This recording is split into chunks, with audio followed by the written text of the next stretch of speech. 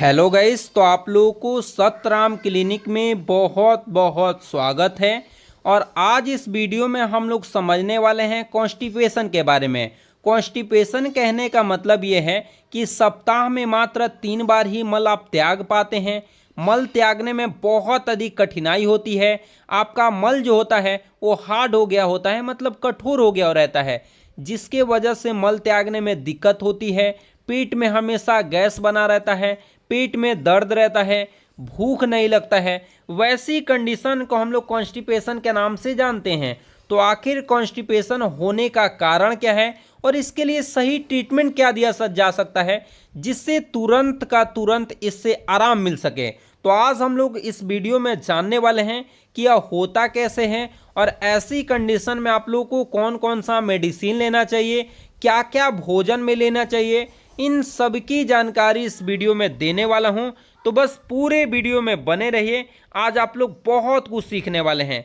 तो देखिए, मैं बता दूं कि ओनली 3 टाइम्स स्टूल पास इन 1 वीक नोन एज कॉन्स्टिपेशन। कहने का मतलब ये है कि सप्ताह में 3 बार ही आप मल त्याग पा रहे हैं, तो वैसी कंडीशन को हम लोग कब्ज कहते हैं। या 3 बार से कम त्यागना, सप्ताह में मात्र एक सप्ताह में 3 बार से कम ही मल त्याग पा रहे हैं, तो वैसी कंडीशन को हम लोग कॉन्स्टिपेशन के नाम से क्या करते हैं जानते हैं। मतलब 3 बार या 3 से कम हो, ऐसी कंडीशन को हम लोग कब्ज कहते हैं। और कब्ज में आप लोग को सिम्टम क्या दिखाई देता है, तो हार्ड स्टूल का हो जाना। मतलब कब्ज में मल सख्त हो जाता है। मल सख्त कहने का मतलब बहुत टाइट हो जाता है और यह आसानी से मल त्याग नहीं हो पाता है। मल त्यागने में बहुत मुश्किल होती है, मतलब बहुत दर्द होता है और वैसे कंडीशन में ब्लड भी निकल आता है। और मैं बता दूं कि वाइट कलर टंग, मतलब कहने का मतलब यह है कि आपके जीभ का रंग कैसा हो जाता है, वाइट हो जाता है और भूख नहीं लगती है। और क्या पेट में सूजन रहता है और पेट में क्या रहता है, दर्द रहता है।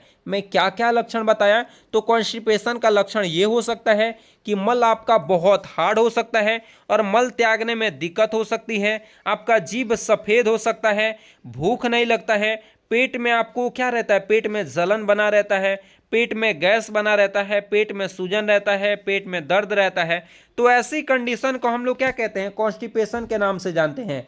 और कॉन्स्टिपेशन होने का कारण क्या है, आप कब्ज ये होने का आखिर रीज़न क्या है, तो कम फाइबर वाला आहार लेना।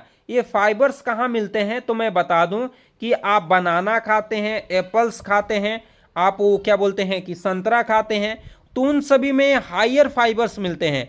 जो भी आप फ्रूट्स लेते हैं तो फ्रूट्स में हायर फाइबर्स मिलते हैं। तो आपको ज़्यादा से ज़्यादा मात्रा में आपको फ्रूट्स लेना ही लेना चाहिए, जिससे आपको फाइबर्स मिलते रहेंगे। और फाइबर्स जितने लेंगे तो ये कब्ज नहीं होगा। और आप बिल्कुल फाइबर्स वाला फल उल नहीं खाते हैं, आप वो ऐसा चीज़ नहीं खाते हैं जिसमें फाइबर्स मिलते हैं, तो आपको कब्ज हो जाते हैं। और दूसरा का डिहाइड्रेशन, आपके शरीर में अगर पानी की कमी हो जाती है, उस स्थिति में भी डिहाइड्रेशन हो जाता है। और क्या, डिक्रीज एक्सरसाइज, मतलब क्या, एक्सरसाइज बिल्कुल नहीं करते हैं, खाते हैं, बैठते हैं या सोते हैं, मतलब बिल्कुल आपको पैदल चलना ही नहीं है या आप थोड़ा सा भी एक्सरसाइज नहीं करते हैं, वैसी कंडीशन में आपको कब्ज हो सकता है। ट्रेवलिंग, सफ़र करने या दिनचर्या में अन्य परिवर्तन।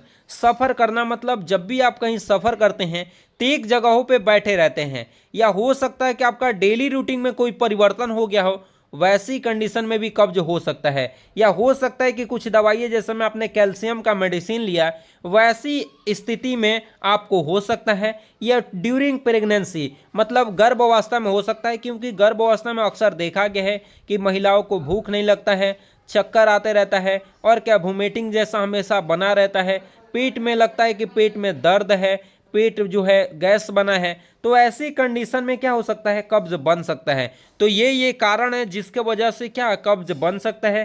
तो इसके लिए ट्रीटमेंट क्या दे सकते हैं, तो आइए हम लोग समझ लेते हैं कि ट्रीटमेंट क्या दे सकते हैं।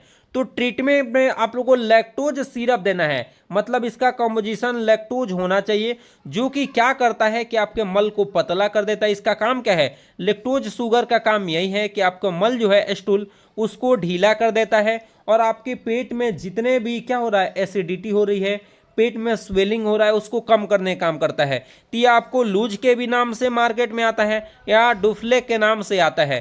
तीन दोनों में से कोई जिसमें आपको कंपोजिशन क्या होना चाहिए, लुक-टू सॉल्यूशन होना चाहिए। इन दोनों में सेम आपको क्या है, कंपोजिशन है, और ये मार्केट में हर एक दुकान में मौजूद रहता है और आसानी से मिल भी सकता है। एडल्ट को देना है तो सुबह और शाम 2 टाइम चलाना है, इसको बीडी चलाना है। बीडी कहने का मतलब 2 टाइम इसको चलाना है, 10 ml देना रहता है। ये इन दोनों में से कोई एक ही देना है, दोनों एक साथ नहीं दिया जाता है। लूज दीजिए या डुफ्लेक्स दीजिए, दोनों में से कोई एक ही चला सकते हैं, और आपको एक इसमें से लेना है। और एडल्ट को देना है तो इसमें से कितना देना है, 10 ml देना है। वही अगर बच्चे को देना है तो 5 ml देना है, और वो भी कितने, 1 से 10 ईयर से कम बच्चे को देना है तो मात्र 5 ml देने हैं। लेकिन ये डायबिटीज वाले मरीज को नहीं देना होता। याद रखिएगा कि डुफ्लेक और लूज ये दोनों के दोनों डायबिटीज मरीज को नहीं देना है, ये आपको ध्यान रखना है, हमेशा याद रखना है। देखिए, कोई भी मेडिसिन देने से पहले उसके बारे में जान लेना चाहिए, और मरीज के कंडीशन के बारे में भी जान लेना चाहिए कि वो डायबिटीज़ का पेशेंट तो नहीं है। तो डायबिटीज़ का पेशेंट है तो उसको ये नहीं देना चाहिए, क्योंकि शुगर फ्री नहीं है। दूसरा आ जाते हैं क्या, स्मूथ सिरप आता है, जिसमें देखिए इसमें बहुत सारा कंपोजिशन मिलाया गया होता है, जिसमें मैग्नीशियम भी मिलाया गया होता है, मैग्नीशियम हाइड्रोक्विनोन मिलाया जाता है, सोडियम मिलाया जाता है, लिक्विड पैराफिन मिलाया जाता है, जो कि क्या करते हैं, हमारे पेट में जो भी मल जो होता है उसको क्या कर देता है, पतला कर देता है, आपको स्वेलिंग को कम कर देता है, दर्द को कम कर देता है, भूख लगाने में मदद करता है। और सुबह शाम मतलब 10 ml लेना है एडल्ट के लिए, वही चिल्ड्रन के लिए 5 ml। लेकिन यह सिरप जो है ये प्रेगनेंसी में नहीं दिया जाता, याद रहे। और आपको ये चलाने के बाद जब भी आपको कब्ज ठीक हो जाता है तो इसके साथ ही एक और सिरप चला लीजिएगा जिसका नाम है एजिथ्रोजाइम। अगर ठीक हो जाता है तो ऐसी कंडीशन में एक और आपको सिरप या जाइम चला लेना चाहिए, एरिस्टोजाइम। एरिस्टोजाइम क्या करता है, जितने भी आपके पाचन शक्ति कम होता है उसको बढ़ा देता है, और आपको भूख ज़्यादा से ज़्यादा लगने लगता है।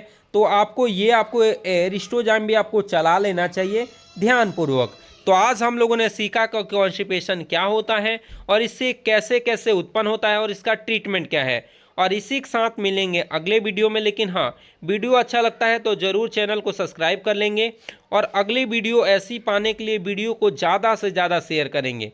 और इसी के साथ मिलते हैं अगले वीडियो में, तब तक के लिए जय हिंद।